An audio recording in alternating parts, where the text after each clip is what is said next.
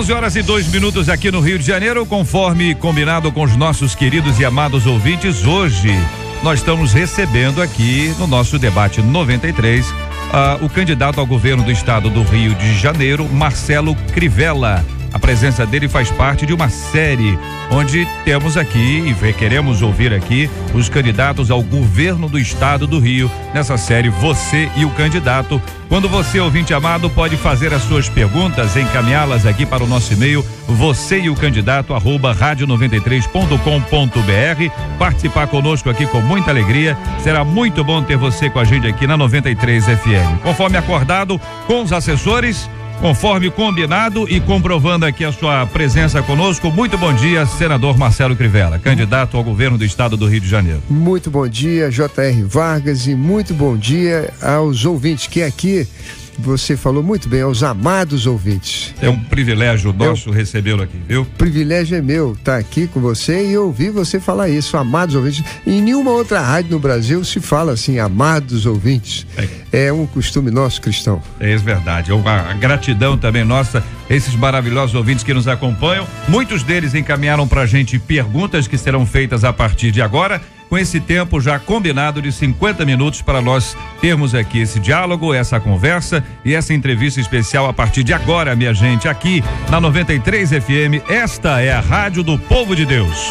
Você e o candidato @radio93.com.br. Senador Marcelo Crivella, candidato ao governo do estado do Rio de Janeiro pelo PRB. Nós temos aqui ouvido muitas propostas, muitos desafios para esse estado, que é um estado extraordinário, um estado lindo, maravilhoso que nós temos, e a despeito dessa beleza extraordinária, com uma série de necessidades.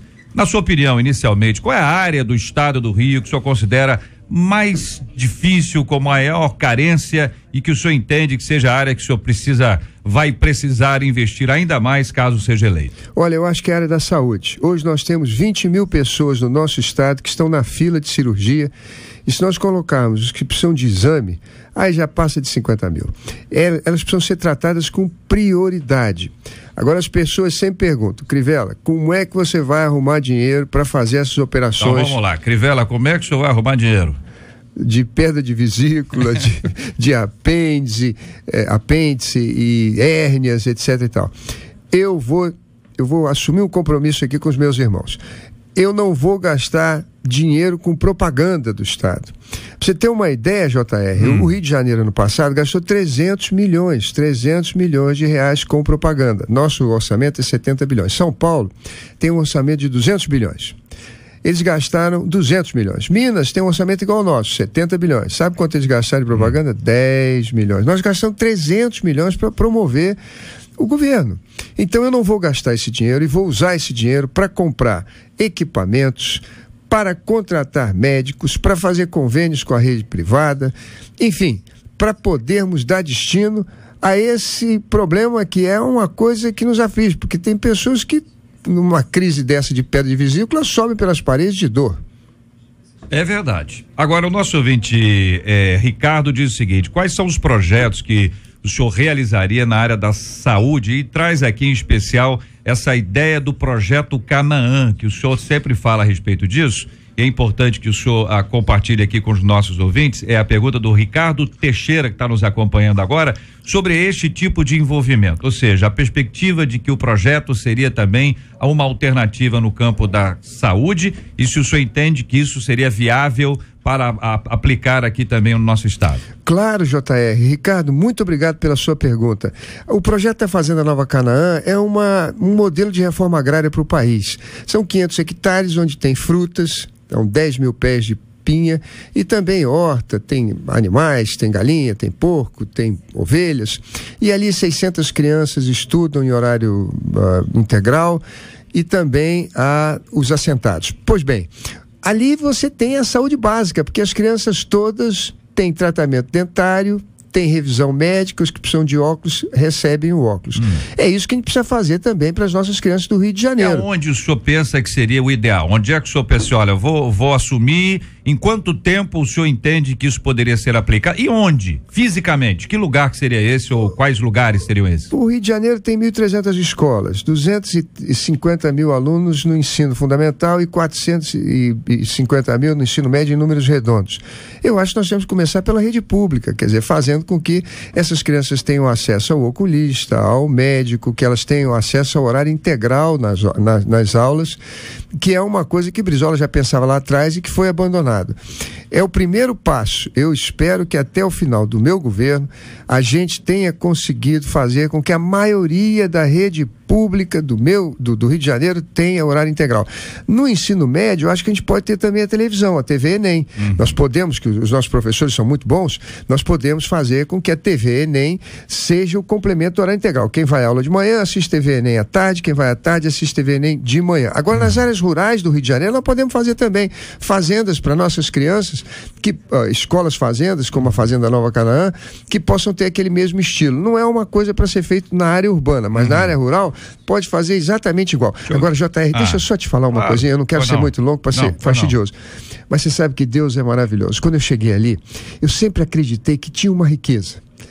As coisas boas Deus faz prosperar. E agora eu descobri, sabe qual é? É um vento. A 100 metros de altura passam ventos de 8 metros por segundo. Há 2 anos montei lá uma torre e tem anemômetros a 100, a 90 e 80 metros de altura. Então está provado, porque a gente mede aquilo ali e manda para uma empresa certificadora no Paraná a velocidade dos ventos. Com isso, depois de 2 anos medido, você pode ir ao BNDES, conseguir 70% de financiamento para fazer uma usina eólica e o governo compra a sua produção durante 20 anos. Ali cabem 12 turbinas eólicas. Cada turbina eólica gera 2 megas. No último leilão, cada mega estava R$100, portanto, cada turbina serão 200. Vezes 12, 2.400 por hora. Aquela fazenda vai poder se multiplicar de uma maneira autossustentável, que já não é mais CD, mas sim uma usina eólica. Eu acredito que para o Rio de Janeiro há soluções semelhantes. Sempre que a gente tem fé, sempre que a gente quer fazer o bem, as coisas caminham na direção correta. O senhor está se referindo especialmente nessa experiência lá em Irecê. Essa experiência aí. Agora, quando o senhor fala, por exemplo, aí retomando esse tema, o senhor fala sobre a presença do médico na escola, seria essa a ideia, o médico na escola. O médico vai à escola, vai lá, desenvolve, faz, o senhor falou especificamente aí sobre a questão da presença do oftalmologista. Então, agora, só uma dúvida para poder esclarecer os nossos ouvintes. Se não tem médico no hospital, se falta médico na clínica lá no posto de atendimento médico, como é que nós vamos botar esse médico que não está nem no hospital, nem em outro lugar, botar na escola, na sua opinião? Não falta e fica à vontade para dizer que não, enfim. Não, você tem só tô em casa aqui, fica à vontade. JR, você tem toda a razão. Não tem médico nas UPAs, não tem médico no posto de saúde, não tem médico no saúde da família. Devia ter um pediatra, devia ter um clínico geral, devia ter um obstetra. Agora não tem por quê? Primeiro, porque o salário que o governo paga é péssimo. Para o estatutário não chega a R$2.000. Então o governo finge que paga, o estatutário finge que trabalha. Agora, com as OS, nós temos conseguido sim contratar médicos pagando R$10.000.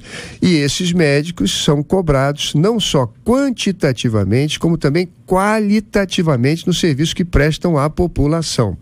E é dessa maneira que eu pretendo colocar o médico na escola. É um atendimento básico, é para evitar que a criança fique doente lá na frente e a gente tenha que gastar mais. Há recursos para isso. Por exemplo, nós gastamos 8 bilhões e meio para fazer o metrô de Ipanema até a Barra da Tijuca. Nós gastamos 8 bilhões e meio, JR. Você não acha, isso é importante, mas você não acha que isso aí poderia ser feito com parcerias, com outros financiamentos e guardarmos parte desse recurso para melhorar os trens e para colocar o povo, para colocar, por exemplo, médico nas escolas? Essa poderia ser uma alternativa, mas eu volto ao ponto aqui, candidato, do seguinte aspecto, a questão as propostas são sempre boas.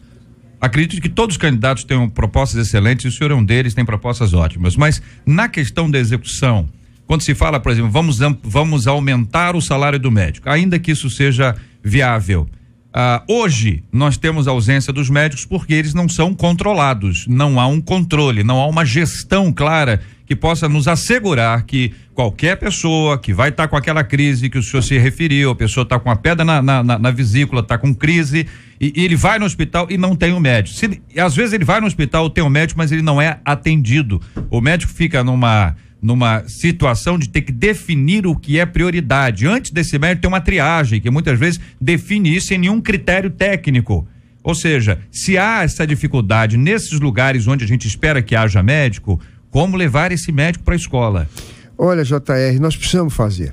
Na verdade, nós temos hoje falta de médico especialista, mas desde o evento das OS, das organizações de saúde, o governo passou a pagar um salário de mercado. E com isso tem conseguido contratar. É claro que não há investimento nos hospitais como deveria haver, e eu disse a você que é a prioridade. O Maracanã foi uma prioridade que não devia ser gasto tudo que se gastou. O metrô para Barra também. Metrô da Barra é outra coisa. Mas você tem médicos. Ontem, por exemplo, eu visitei o Hospital Albert Schweitzer. Lá tem médicos. Eu fui na pediatria, eu fui na UTI, eu fui na traumo, eu estive no 8º andar visitando um irmão meu, um irmão de igreja que estava precisando de oração, e andei ao lado do diretor do hospital, o Dilson. E eu verifiquei que tinham equipes médicas, jovens, ou outros com mais idade, no hospital inteiro. Agora o elevador não estava funcionando, falta água, tem problema de infraestrutura na comida, na hotelaria. Aliás, essa questão de hospital devia ter 2 diretores. Devia ter um diretor que fosse um homem administrativo, porque hotel, um homem especializado em hotel. Hospital é um hotel, eu diria, com hóspedes que precisam, que têm necessidades especiais. E um diretor técnico para cuidar da parte de tratamento de saúde. Nessa parte da infraestrutura está péssimo. Mas eu quero garantir a você e os nossos ouvintes de que nesse orçamento de 70 bilhões, se nós priorizarmos a saúde, nós vamos poder enfrentar o principal problema, que são 20 mil pessoas esperando cirurgia, e vamos poder colocar mais médicos para resolver pelo menos os problemas mais graves nesses 4 anos de governo. Tudo bem, aqui o nosso ouvinte, o Erlon, pergunta aqui para o senhor o seguinte: qual a sua principal proposta para aumentar a geração de emprego no estado? Essa questão de geração de emprego está péssima. Você sabe que nós no Rio de Janeiro, na Baixada Fluminense, nesse último ano de 2013, geramos só 2.500 empregos. Ontem no debate, eu vi o candidato do governo, Pezão, dizendo assim: a gente abriu nesses últimos 8 anos 380 mil empresas. Mas o Pezão não disse quantas fecharam. Se ele dissesse quantas fecharam, a gente ia ter uma surpresa, porque foram mais de 250 mil. Na verdade, a questão do crescimento econômico do Rio de Janeiro está muito atrelado ao petróleo, ao gás, à indústria automobilística, à indústria siderúrgica e à indústria naval. Está muito atrelada a nossa parceria com o governo federal. Está muito atrelado com os recursos também que a gente precisa para fazer a infraestrutura.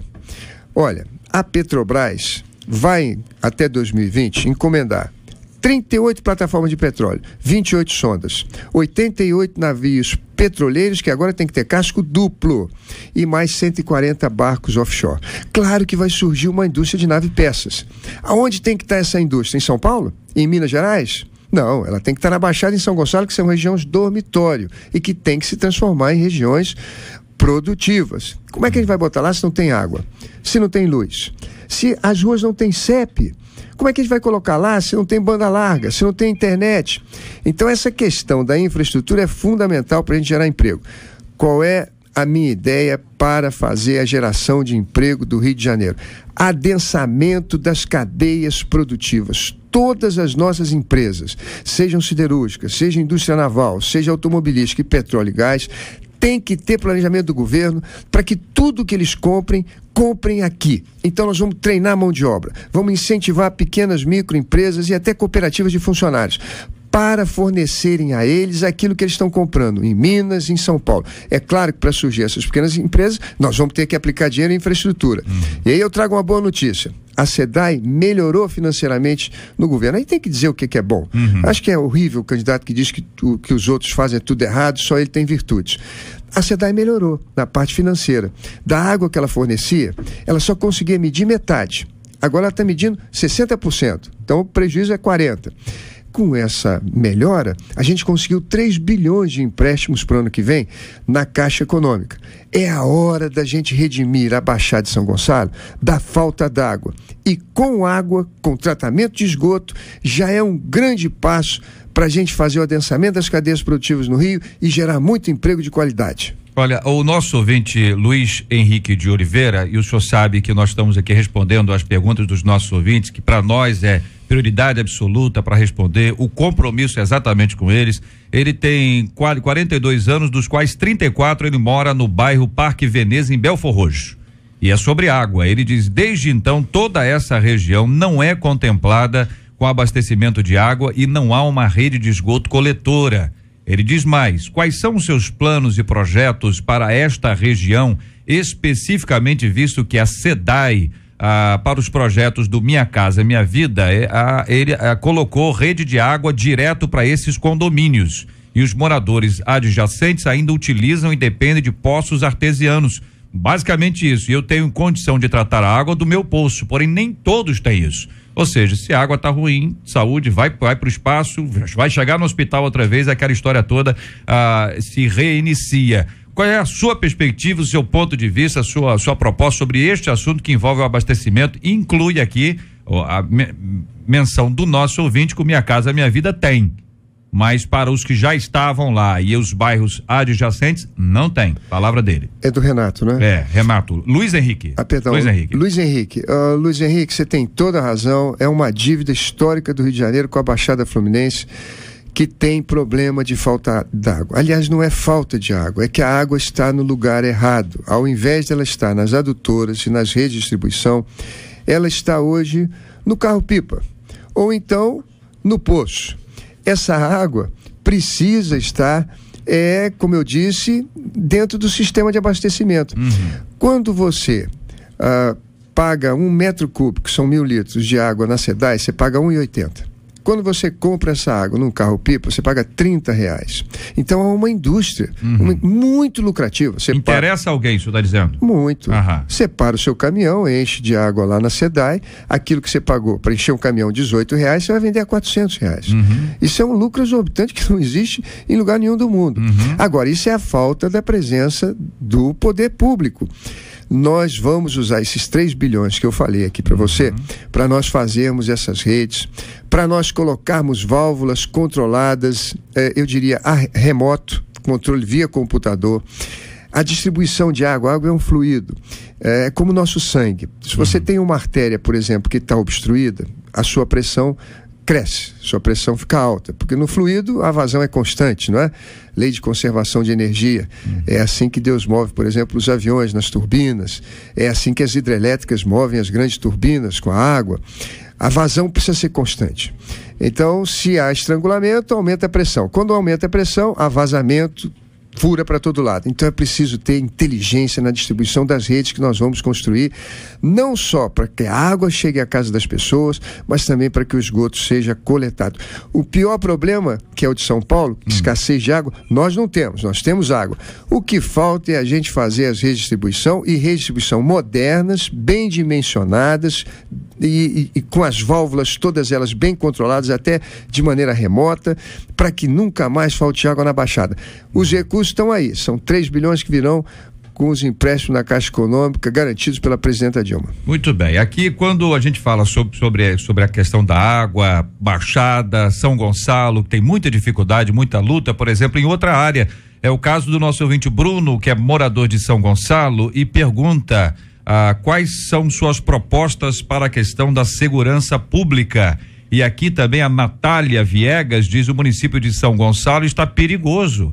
Assaltos, entre outras coisas, em certos bairros, os bandidos estão andando pela rua armados com a maior naturalidade. Quais as providências para a segurança dessa região tão grande, tão vasta que tem lá, a sua proposta, candidato? Olha, eu convidei para ser vice-governador o general Abreu. O general Abreu, até um mês atrás, era o comandante da 1ª Divisão do Exército, que inclui Rio de Janeiro, Espírito Santo e parte de Minas. Foi responsável pela segurança da visita do Papa do Encontro da Juventude Católica também no Rio. Comandou, assim, a Polícia Rodoviária, a Polícia Civil, a Polícia Federal, a Guarda Municipal, a Polícia Militar. É um homem experientíssimo na parte da segurança e ele nasceu em São Gonçalo e vive hoje em São Gonçalo.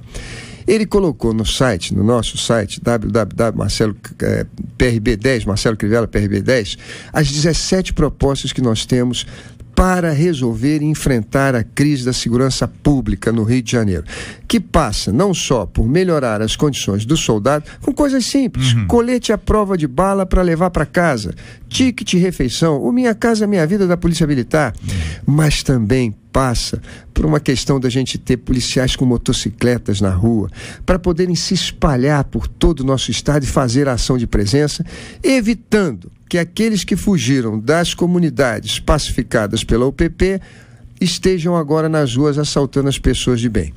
Agora, JR, me permite só concluir uma coisa. Enquanto a classe política estiver nas páginas de jornais todo dia com escândalos, enquanto houver acordos espúrios e campanhas milionárias para a eleição, falta autoridade para nós motivarmos a tropa e fazermos impor a lei e a ordem. O bandido diz assim: se as autoridades são corruptas, que moral eles têm para me prender? Então é preciso que a classe política reveja os seus costumes. Não é possível mais, JR, a classe política ficar charcando o empresário ou então metendo a mão no tesouro, porque isso é uma autorização implícita e até um incentivo, por exemplo, para maus policiais e bombeiros fazerem o mesmo nas comunidades como milícia. Lá os empresários que eles acharcam é o dono da padaria, é o sujeito que distribui o gás, é o cara que anda de motoboy. E o povo, os cofres públicos são substituídos pelo dinheiro do bolso do povo.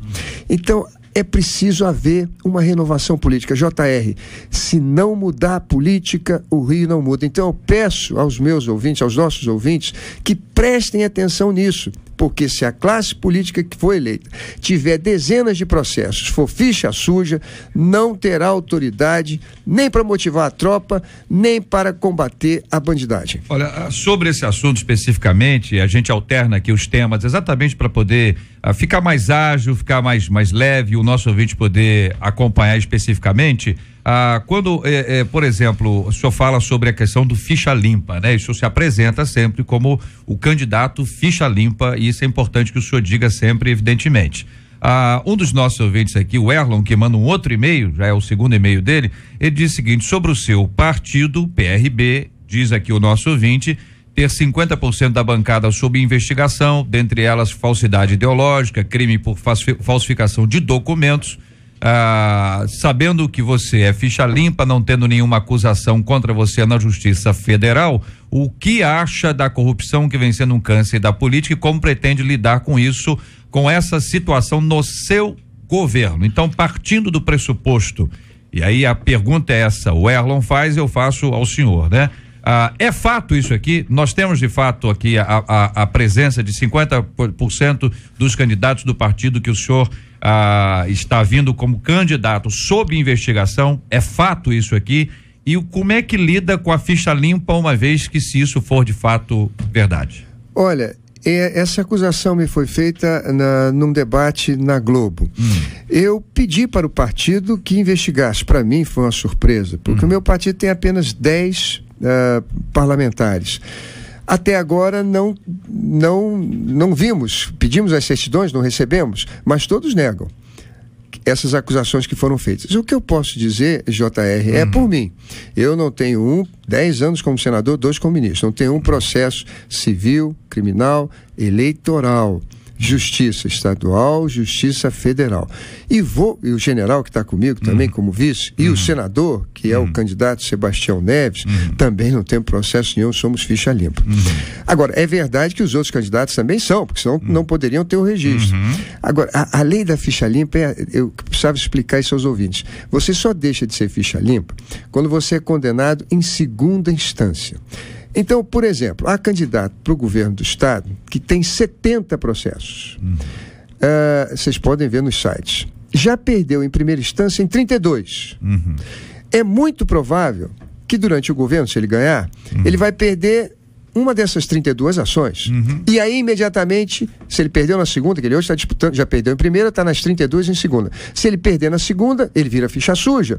E se virar ficha suja, nós vamos perder o nosso governador, como saiu o governador do Maranhão há uns 3 ou 4 anos atrás. Então, o fato é que eu acho fundamental que a lei do ficha limpa venha balizar, sim, o voto das pessoas. E aqui presto também uma homenagem ao Harold, meu companheiro Harold, que tem muito mais tempo na política do que eu, que já exerceu diversos cargos públicos e que é ficha limpa. Agora, sobre esse aspecto, quando você, por exemplo, afirma, o senhor é ficha limpa, o senhor é candidato a vice, etc. O senhor tem uma equipe que está aí. O senhor tem os candidatos. O senhor pediu que o partido fizesse a investigação, como é praxe, é natural que seja feito exatamente assim. Considerando exatamente, nós estamos falando aqui de um estado gigantesco como o nosso, atividades na saúde, atividades da que o senhor vai montar uma equipe. Essa equipe, este processo que talvez seja a preocupação do nosso ouvinte aqui. Pode ter ouvido lá, a reprise aqui, de alguma forma, ele reacende esse assunto para dizer o seguinte: como é que pode governar com esse tipo de aspecto? O senhor citou, por exemplo, o aspecto do bombeiro, do policial que está lá naquela ponta lá, que faz a coisa errada porque o político que está acima dele faz. Secretário, deputado, vereador, senador, governador e por aí vai. O senhor assume aqui com os nossos ouvintes que, considerando todo o processo que aí está, nós já vimos que é longo, o senhor já falou aí, é primeira instância, segunda instância, o camarada isso pode passar por muitos anos, mas de uma forma ou de outra, o senhor assume aqui com os nossos ouvintes que ainda que isto venha a acontecer mais adiante, que essas pessoas serão sumariamente demitidas da sua equipe, não farão parte, em hipótese alguma, de nenhum processo, de nenhuma área da gestão estadual, caso o senhor seja eleito? Assumo sim. É claro que eu não posso assumir com os meus ouvintes, com os nossos ouvintes, de que não vou aceitar indicação política. Mas a política vai nomear em determinados setores e eu vou demitir se as pessoas que forem para lá não se comportarem de maneira republicana. É fundamental que o Rio de Janeiro inaugure um novo marco institucional. Desses 10 companheiros que eu tenho no partido, eu não conheço ninguém que seja rico. Eu não conheço ninguém que viaja para Paris. Eu não conheço ninguém que ande de helicóptero. Eu não conheço ninguém que tenha uma ostentação perdulária, conspícua, faustosa, como vejo nos políticos do Rio de Janeiro e bem recentemente com o ex-governador. São pessoas simples e trabalhadoras. Eu pedi para verificar nas certidões se há processos. Por exemplo, falsidade ideológica. O sujeito às vezes apresenta um documento, um passaporte ou qualquer coisa, e há ali um nome, um homônimo, e pode haver uma falsidade ideológica ali, um processo descabido. Então nós estamos procurando ver isso porque eu quero responder. Mas no meu governo do Rio de Janeiro, eu vou exigir que todas as autoridades públicas sejam probas, que haja, sim, moralidade, porque sei que isso se reflete em todos os setores, não é só na milícia não, nos diretores de hospital, nos diretores de escola, no pessoal do Detran, no pessoal da agricultura, no setor da fiscalização. Você lembra da época do propinoduto? Você lembra da época do Silveirinha? Que vergonha, que escândalo horroroso, bilhões de reais saíram do Rio de Janeiro acharcando empresas. Aquilo ali é péssimo para o nosso desenvolvimento. Não vou deixar que haja coisas desse tipo no meu governo. O senhor não vai levar a família para andar de helicóptero? De jeito nenhum, nunca fiz isso. Não, e não farei. Muito helicóptero menos, oficial do governo do estado, caso o senhor seja eleito. Não, JR. Não vai levar. Eu acho até que a gente devia vender essa frota, que é caríssima, para resolver o problema da fila de pessoas precisando de tratamento. Não vou levar a família, não vou levar o cachorrinho, não vou levar prancha de surf, não vou levar manicure. Tá resolvido. Muito bem, aqui é o nosso ouvinte Janieri de Olaria, diz o seguinte: eu discordo do candidato, a SEDAI tá uma droga, a Baixada e a Zona Norte estão sem água e não somos atendidos. Na Zona Sul, eu trabalho lá, qualquer problema com uma ligação, logo chega o carro da SEDAI. eles são melhores do que nós? Pergunta a nossa ouvinte. Não, de jeito nenhum. A SEDAI, eu critiquei a parte do abastecimento. Você sabe qual é o problema? Há 30 anos atrás, o JR talvez não fosse nem nascido. Provavelmente não. Não, mas eu já era engenheiro desse estado do Rio de Janeiro. Já lutava construindo presídio, já lutava construindo CIEP, já lutava construindo delegacias. Na época nós éramos 1.200 engenheiros, JR. Sabe quantos são hoje? 400 engenheiros. O estado foi desmantelado no setor de hospital, de médico, de engenheiro. A SEDAI tem problemas, sim. Eu disse aqui, nós não temos rede nem bem dimensionada, nem na quantidade que precisamos. Mas o que eu disse é que ela melhorou financeiramente. E isso foi importante porque nós conseguimos contratar um empréstimo de 3 bilhões de reais que o próximo governo vai ter para melhorar essa rede e atender a nosso ouvinte que está reclamando com toda razão. E pior do que na região norte, suburbana da cidade do Rio de Janeiro, é o pessoal da Baixada, é o pessoal de São Gonçalo. Então, quero deixar claro, concordo com você, a SEDAI está péssima, mas antes ela só media 50% da água que entregava para as pessoas, o resto era gato. Hoje ela está medindo mais de 60%. Isso melhorou as contas dela, fez com que ela pudesse pegar um empréstimo e foi isso que eu elogiei. Acho que a gente, quando é candidato, tem que manter aquilo que está bom e mudar aquilo que está ruim. A gente não pode atribuir a nós todas as virtudes e ao adversário todos os defeitos. Tem certas coisas que o governo fez bem, o governo do Cabral.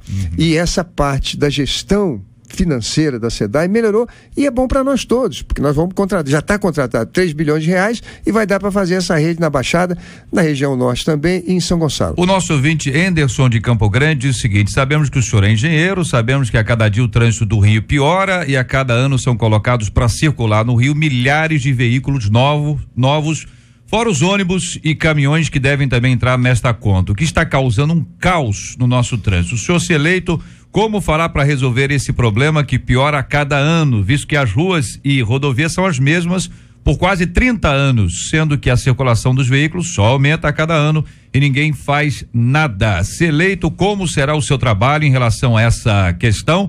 É a resposta ao nosso ouvinte Anderson de Campo Grande. Anderson, você é de Campo Grande. Você tem aí um trem que chega na Zona Oeste, numa rede que é das maiores do mundo. São 700 quilômetros a rede de trens da cidade do Rio de Janeiro, e ligando o interior e a Baixada, a região metropolitana do Rio de Janeiro. Começou com Dom Pedro II, é uma rede plana, ela tem curvas com grandes raios e é ótima. Há 30 anos atrás, quando eu era engenheiro, a gente transportava 500 mil passageiros por dia, e naquela época os engenheiros do estado já diziam que nós tínhamos que investir na nossa rede de trem para que ela transportasse 2 milhões de passageiros. Você sabe quanto nós estamos transportando hoje? 500 mil. Ontem o candidato Pezão no debate disse: não, nós estamos transportando 640 no pico, mas na média do dia a dia 500 mil. Isso por quê? Porque não há investimento. Nós precisamos comprar 200 composições. Cada composição são 4 vagões, 2 primeiros são de tração. Custa 10 milhões de dólares vezes 200, dá 2 bilhões de reais. Nós precisamos gastar 2 milhões de reais, não, de dólares. 2 milhões de dólares para fazer sinalização e acabar com passagens de níveis, fazendo subterrâneos ou viadutos. São mais 1,5 bilhão, mais ou menos. São 3,5 bilhões que nós precisamos. Com isso, nós vamos transformar todos os trens, o da Zona da Leopoldina, o seu que vai para a Zona Oeste, os que vão para a Baixada, em metrô de superfície. Nós vamos ter trens rápidos, nós vamos ter boas estações, com intervalos pequenos. E as pessoas virão para o trem. Hoje elas não vêm. Hoje elas vão para os ônibus que correm paralelamente à linha do trem, entupindo nossas ruas e aumentando muito a poluição. E aqui eu quero fazer uma denúncia, foi feita ontem pelo Lindbergh, e pelo Garotinho também, de que há sim uma hegemonia da FETransport no meu estado. É impressionante como as empresas de ônibus estão mandando no Rio de Janeiro. Você quer ver um exemplo? É o bilhete único. O único lugar no Brasil em que o bilhete único é administrado pelas empresas de ônibus é no Rio. Aliás, a única cidade, a única capital que aumentou a inflação, a única região metropolitana que aumentou a inflação no Brasil foi o Rio de Janeiro. Sabe por quê? Porque foi a única região metropolitana que deu aumento para os ônibus. Eles disseram no governo que foi por causa da Copa do Mundo. Não foi, não. Foi por causa do aumento dos ônibus, que ainda mandam e desmandam na mobilidade urbana. Nós temos que investir em metrô, temos que investir nas barcas. Por que nós não temos barca para Botafogo? Por que não temos para o Flamengo? Por que não temos para Urca? Por que não temos barcas para São Gonçalo, para a região da Baixada? Por que, candidato? Porque os ônibus não deixam. Porque as concessionárias precisavam, vamos dizer assim, ser reguladas pelas agências, mas muitos diretores das agências reguladoras são nomeados por políticos que têm interesse nas ajudas que a empresa de ônibus dá na época da campanha. Deixa eu ver se eu entendi, candidato. Não há um investimento nessa área porque o empresário é beneficiado e o empresário é beneficiado porque o político é beneficiado. É isso que o senhor está falando? Exatamente. Por exemplo, a campanha do candidato do governo são 85 milhões de reais. Quem vai botar 85 milhões na campanha de um candidato? São as empresas que prestam serviço às concessionárias, às permissionárias, pagas pelo nosso imposto. Elas querem continuar lá, o governo quer continuar lá, eles estão ganhando muito, mas a gente não. Eu pergunto a você, vale a pena para nós, povo do Rio de Janeiro, pagar 85 milhões de maneira indireta para manter isso que está aí? Caos na saúde, caos na segurança, nos transportes públicos, na educação, onde os nossos índices são os piores do Brasil. Entre as 500 primeiras escolas do IDEB, o Rio de Janeiro não tem uma. Só interagir com o senhor o seguinte, o senhor recebe também, naturalmente, a campanha do senhor recebe financiamento de empresas, ou não? A minha campanha é 3 milhões de reais. 3 milhões. E o senhor está recebendo esse dinheiro, financiado por quem? Várias empresas me ajudam, por exemplo, as pessoas... Não, só para explicitar a questão de empresa. Entendi. O Bradesco me doou, Vale do Rio Doce me doou, mas não tem nas minhas doações, que são modestas, empresas concessionárias, permissionárias ou empreiteiras que estão fazendo serviço para o Estado, JR. Porque aí é um conflito de interesse.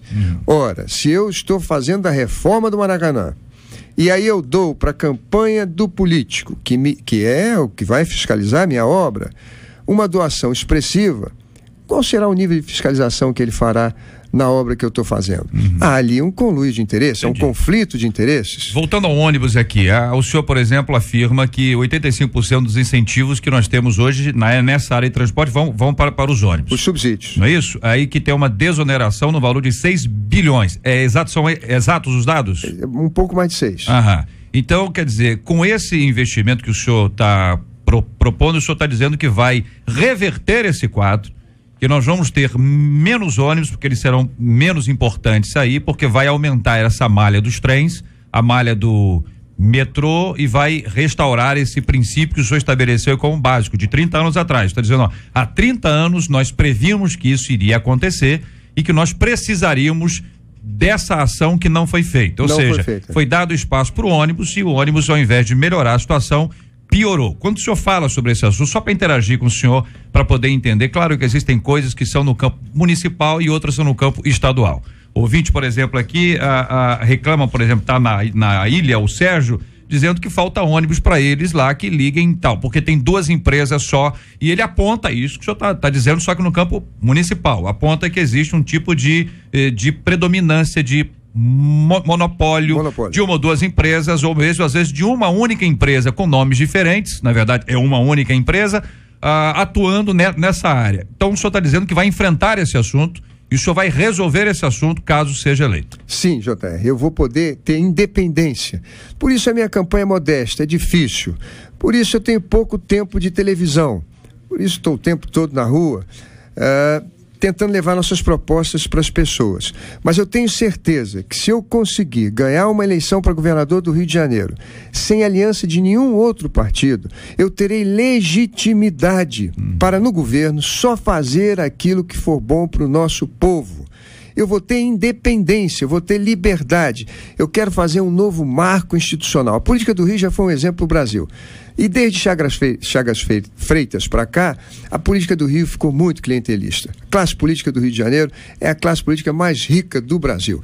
Então é preciso mudar os costumes, mudar os hábitos, para a gente reverter a questão da violência, para a gente trazer moralidade, para nós podermos fazer as coisas que tem que ser feitas. Uma delas é romper com esse monopólio que é danoso aos interesses do nosso povo, que é o monopólio das companhias de ônibus no estado. Olha, aqui um dos nossos ouvintes está acompanhando a gente agora, está dizendo aqui o seguinte: qual é o nome desse ouvinte? Pega aqui para mim. Eu quero ler aqui para dar o nome dos ouvintes, que é importante até para nossa credibilidade aqui. Áquila, dizendo o seguinte: Áquila, olha aí que beleza, dizendo quais são suas propostas para o interior do nosso estado.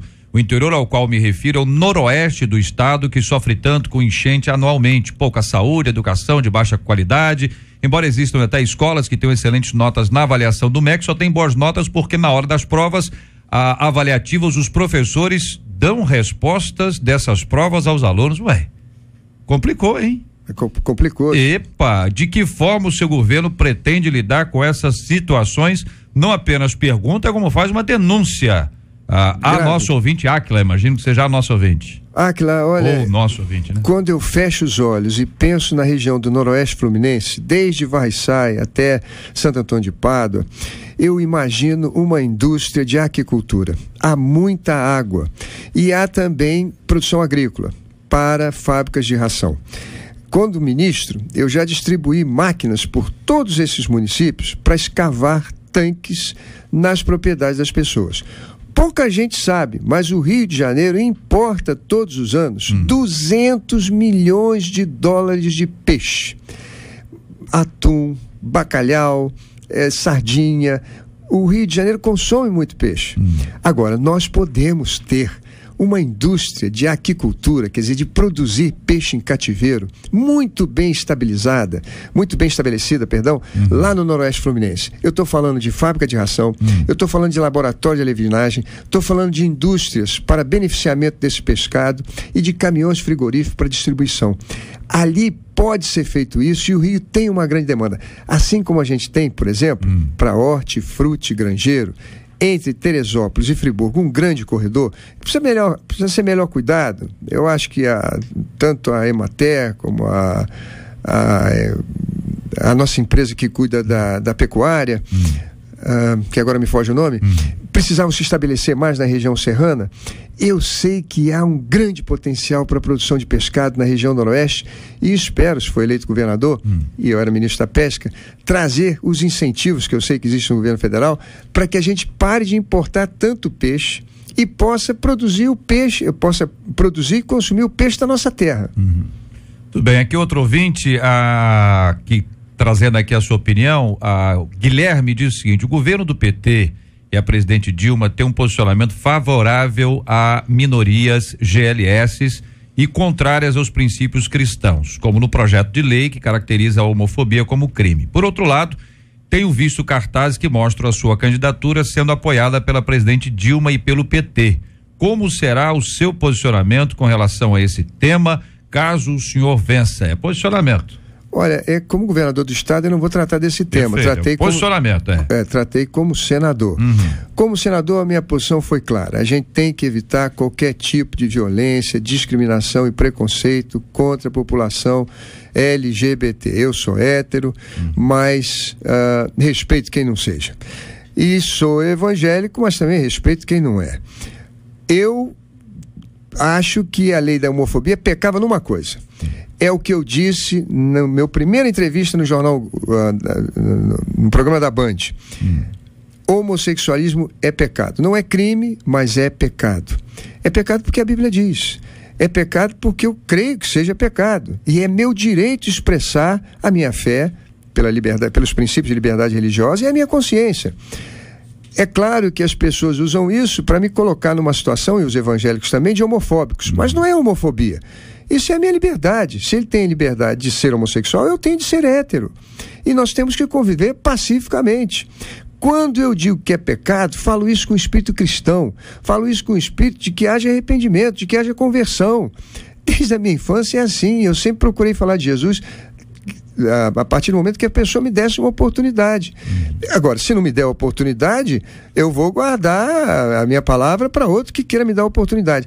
Portanto, não há conflito nesse aspecto. A minha posição é clara e é a posição que eu sempre defendi.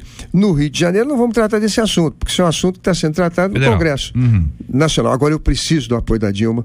Por quê? Porque nós temos uma usina nuclear que está sendo terminada, construída lá em Angra dos Reis. Nós temos o primeiro submarino nuclear que está sendo feito no Porto de Sepetiba com transferência de tecnologia, onde meninos e meninas nossos formados na indústria naval aqui do Rio de Janeiro estão estudando. Nós temos a rodovia do contorno que precisa terminar, só fizemos a metade. Nós temos a Olimpíada pela frente, nós estamos construindo Transoeste, Transbrasil, Transolímpica, Transcarioca, tudo isso é governo federal.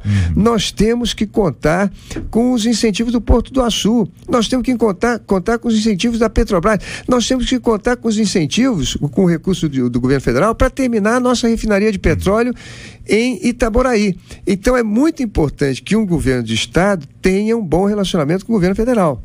Tudo bem, aqui outro ouvinte, a Johnny diz, eu não sei se o senhor sabe, mas no centro do Rio está acontecendo uma covardia contra os vendedores ambulantes.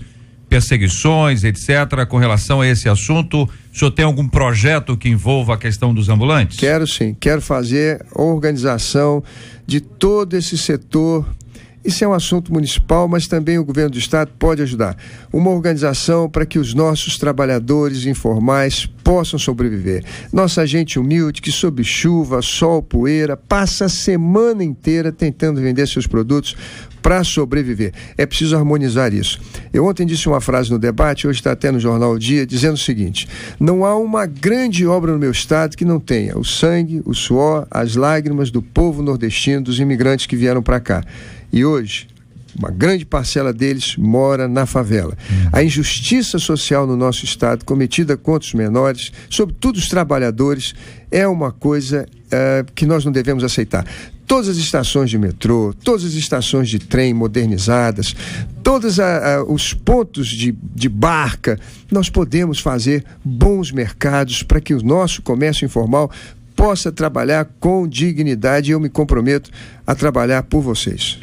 Vários ouvintes, entre eles o Helder e a Viviane, só para mencionar dois deles aqui, perguntam sobre a questão das UPPs. Primeiro, é a sua opinião sobre esse assunto. O senhor já manifestou em algum outro instante aqui a palavra sobre a questão da segurança pública no nosso estado, que sempre foi um dos nossos dramas, continua sendo e vai ser durante muitos anos, não se resolve no estalar de dedos, mas outro ouvinte aqui, o Helder especificamente, fala sobre a questão de implantação de UPPs na Baixada, onde, segundo ele afirma, a criminalidade na região aumentou cerca de 120%. Olha, sem sombra de dúvida, a UPP é um bom projeto. Agora, ela tem efeito colateral. É como um tratamento. Você toma um remédio, mas tem efeito colateral que você tem que cuidar. O efeito colateral é que muitos bandidos migraram para São Gonçalo, para a região da Baixada, para o interior. E isso nós precisamos fazer aumentando o efetivo da Polícia Militar. Já era para ter sido aumentado há muito tempo. Hoje são 48 mil homens, mas pasmem, só 10 mil homens estão na rua. Só 10 mil homens dos 48 estão na rua. O resto ou está na folga, ou está em atividade meio, ou então está cedido para gabinete de desembargador, para gabinete de políticos. Eu encontrei um praça da Polícia Militar servindo em Brasília até no Palácio. Então essas coisas precisam acabar. Nós precisamos colocar um efetivo maior e cuidar que a escala de serviço mantenha mais pessoas na rua no policiamento. Agora, o General Abreu deu uma boa ideia. A gente precisa ter batalhão de motociclista. E em cada batalhão da PM, que são 39 no Rio, a gente tem uma companhia, ou pelo menos um pelotão de motociclista. Quando as pessoas souberem que serão perseguidas por uma motocicleta que vai entrar pelas ruas estreitas das comunidades e vão prendê-los, vão pensar duas vezes antes de roubar uma senhora ou um rapaz ou uma moça, levar um celular ou levar uma carteira. É muito importante que a gente consiga fazer isso no estado do Rio de Janeiro. É aumentar o efetivo da nossa polícia, mas manter as UPPs. Sobre esse aspecto, duas observações aqui. A primeira é a questão do motociclista, o policial não vai ficar muito mais vulnerável e desprotegido, especialmente se ele entrar nas vielas que são extremamente difíceis para se andar a pé, quanto mais de moto. E o outro aspecto é a questão das UPPs, que quando são implantadas, há uma comunicação prévia. A migração é natural, se está anunciando, olha, estamos aí, amanhã nós estamos aí, olha, depois de amanhã nós estamos, 9 horas nós vamos entrar, hein? Prepara aí. E os bandidos, naturalmente, todos nós temos conhecimento disso, eles fogem. Evidentemente, é para que haja menos enfrentamento e assim menos dificuldades com relação a vidas, né? Aos civis que ali estão, que não tem nada a ver, pessoas de bem que estão envolvidas com aquilo ali. Sobre as duas observações, sua opinião. Olha, JR, a primeira coisa é que não há como você combater a bandidagem sem risco. Os policiais estarão, todos eles, tanto que vai na garupa como que está dirigindo a motocicleta, armados e com o de trás, sobretudo, e com colete, capacete, etc. Mas a gente precisa fazer, há sempre um certo risco, não há como a gente conter isso. A segunda coisa é a questão da UPP. Você tem razão. Se a gente implanta a UPP e avisa que vai botar o UPP, eles fogem. Agora, se a gente faz tiroteio onde as pessoas moram, a gente pode ter um prejuízo muito maior, como você disse aqui. Eu não vejo outro caminho. Agora, eles saem e a partir daí ficam vulneráveis. Muitos deles foram presos, porque ali eles tinham um esquema de proteção. Eu tenho uma ideia, JR, que já defendo há 10 anos no Congresso. Fazer a Zona Franca Social. O mesmo que nós fizemos em Manaus, fazermos nas nossas comunidades pacificadas. O que é isso? É o governo usar o seu poder de compra para encomendar coisas nesses locais. Imagina, JR, por exemplo, na comunidade pacificada do Alemão. Se a gente encomendar as placas de trânsito para o Estado, a gente gasta milhões, 30, 40 milhões por ano. Se elas forem produzidas ali, se a gente fizer os móveis escolares ou consertar os que estão quebrados, se a gente comprar roupa de cama para o hospital, se a gente comprar roupa para os presidiários, ou fazer as quentinhas nas comunidades pacificadas, a gente vai poder gerar emprego perto onde as pessoas moram. E essas pessoas trabalhando perto de onde moram, vão poder cuidar das crianças e evitar que elas amanhã caiam na mão do tráfico. Mas não é só isso não. A gente pode tirar os impostos, como foi lá em Manaus. Os impostos municipais, estaduais e até em convênio com o governo federal, os impostos federais, para que as empresas maiores se instalem ali. E ali possam produzir e terem competitividade. Zona Franca Social é uma ideia ótima para se implantar nessas comunidades pacificadas. Candidato, eu quero agradecer muito ao senhor e dizer aos nossos ouvintes que estão nos acompanhando agora que temos aqui uma série de novas perguntas que foram feitas e que, em razão do tempo, obviamente, não é possível que nós consideremos todas elas aqui. Mas asseguramos aos nossos ouvintes que essas perguntas serão entregues ao senhor agora. E o senhor poderá responder a esses nossos queridos ouvintes que nos acompanham e que tornam a nossa audiência tão especial e amada, como eu disse inicialmente. Quero agradecer a presença do senhor e também pedir ao senhor que faça as suas considerações finais e a sua despedida dos nossos ouvintes. JR, agradecer a sua paciência, indulgência de aqui ter me ouvido, também os nossos ouvintes, dizer que estou felicíssimo de estar aqui numa rádio que tem um conteúdo espiritual tão maravilhoso, um ambiente extraordinário, da minha admiração à família Oliveira, e dizer a vocês que eu sou um homem que não tem solução para tudo, mas que tem o mesmo coração que vocês têm. Eu peço ao Espírito Santo que faça soprar no nosso estado tão lindo aquele vento que soprou no Vale dos Ossos Secos e levante nessa terra de um povo tão trabalhador, tão humilde, de gente ordeira, uma nova sociedade, que a gente possa vencer os nossos conflitos, nossa grave crise na saúde, nossa grave crise na educação e na segurança, e olharmos para esses horizontes infinitos dessa terra tão linda que Deus nos deu e rasgar neles a perspectiva iluminada e gloriosa do nosso destino, que não é a terra dos traficantes, dos políticos corruptos. Isso aqui é o estado do Rio de Janeiro, de encantos mil, e talvez o mais lindo do Brasil. Muito obrigado. Muito obrigado, o candidato Marcelo Crivella, presente hoje aqui no nosso debate 93, nesse debate especialíssimo, você e o candidato, a nossa gratidão a ele, e sempre o reconhecimento dos nossos ouvintes, agradecendo sempre a você, ouvinte, que nos encaminhou a sua pergunta, o seu e-mail. É sempre muito bom ter você com a gente aqui. As perguntas continuam sendo feitas. Amanhã está agendado para nós recebermos aqui o candidato Antony Garotinho, que também vai responder as perguntas dos nossos ouvintes. Você pode enviar a sua pergunta para este e-mail. Você e o candidato @radio93.com.br. Vai ser bom demais ter você com a gente aqui também amanhã e a sua participação, ouvinte amado, com a gente, respondendo as perguntas, especialmente sobre esse assunto, encaminhando dúvidas, perguntas, questionamentos. Já estamos aqui, a nossa equipe já está entregando aqui em mãos agora para o candidato Marcelo Crivella as demais perguntas que não foram feitas, inclusive algumas delas já encaminhadas há bastante tempo, e nós queremos agradecer a esses maravilhosos ouvintes que nos acompanharam. Sempre muito bom ter você, ouvinte amado, com a gente. Esse é o compromisso da 93 FM, o compromisso com você, ouvinte amado. Debate 93 especial. Você e o candidato. ZYL 866 em 93,3 MHz. Rádio 93 FM. Essa é a 93 FM, essa é a rádio do povo de Deus. Quero convidar você a orar comigo. Nós vamos orar juntos, como temos orado todos os dias aqui, pelos temas que estão na nossa pauta, no nosso dia a dia. Vamos orar pelos enfermos, vamos orar pelos enlutados, também vamos orar pelo nosso estado.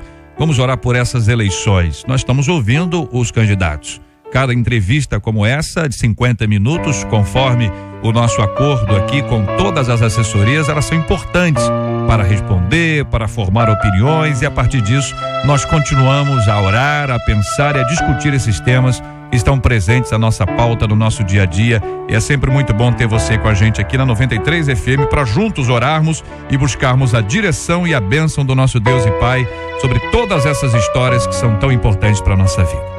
Nosso Deus e nosso Pai, muito obrigado pelo privilégio de estarmos juntos na presença do Senhor e buscarmos a direção do Senhor, a orientação do alto, a sabedoria que vem do Senhor. A tua palavra nos assegura que o Senhor dá sabedoria a todo aquele que pede, e o Senhor nos dá liberalmente, nada lhes impropera. Assim, Senhor Deus, nós pedimos a direção do Senhor, a sabedoria que vem do alto e a condução do Senhor para a escolha daquele que vai dirigir o nosso estado. Dá-nos sabedoria, abençoe a vida de cada um deles, a família de cada um deles. Cuida, Senhor Deus, de cada detalhe, abençoa o nosso povo que tanto sofre, dependendo de tantas coisas, seja na saúde, na educação, na área do transporte, na área da segurança.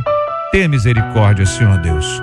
Põe tua mão poderosa, generosa e maravilhosa sobre a vida dos nossos amados ouvintes e sobre essa terra linda que é a terra do Rio de Janeiro. Assim nós oramos, agradecidos, pedindo que o Senhor continue a curar os enfermos e a consolar os enlutados, em nome de Jesus. Amém. Que Deus te abençoe.